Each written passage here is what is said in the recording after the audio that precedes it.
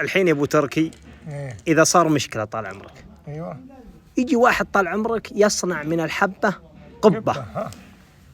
وش معنى المثل ذا وليش قالوها البدو وتداولوه لحد الان؟ هذه صارت حاجة بسيطة، قام يكبرها أكثر من اللازم ويخليها تشعب ويكثر مشاكلها. تدري ان المثل ذا وراه قصه؟ ايش القصة؟ عطناها. هذا يقال لك طال عمرك امام مسجد، ايوه، كان المسجد يحتاج ترميم، ايوه، مسك المصلين قال يا الربع مسجدنا يحتاج ترميم، لا تخلونه كذا. قال والله ما معنا ما نعطيك. قال ابى منكم حاجه بسيطه، ايوه، اباكم كل يوم تجيبون حب، اللي يجيب فول، اللي يجيب شعير، اللي يجيب قمح، اللي يجيب. قالوا تم.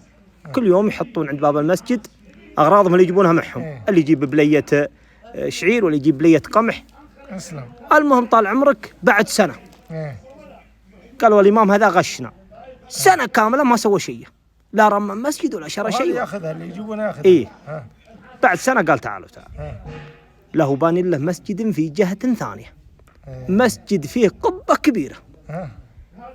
من ضمنهم واحد، والله من ضمنهم واحد قال الامام ذا صنع من الحبه قبه، وانطلق المثل يتداولونه لحد الان. اسمع، انا ما عرفت الكلام هذا الا منك. خذها طال عمرك قانون في حياتك، مستحيل العربي ينطق كلمه الا وراها اسباب، وراها قصه. صدقت والله.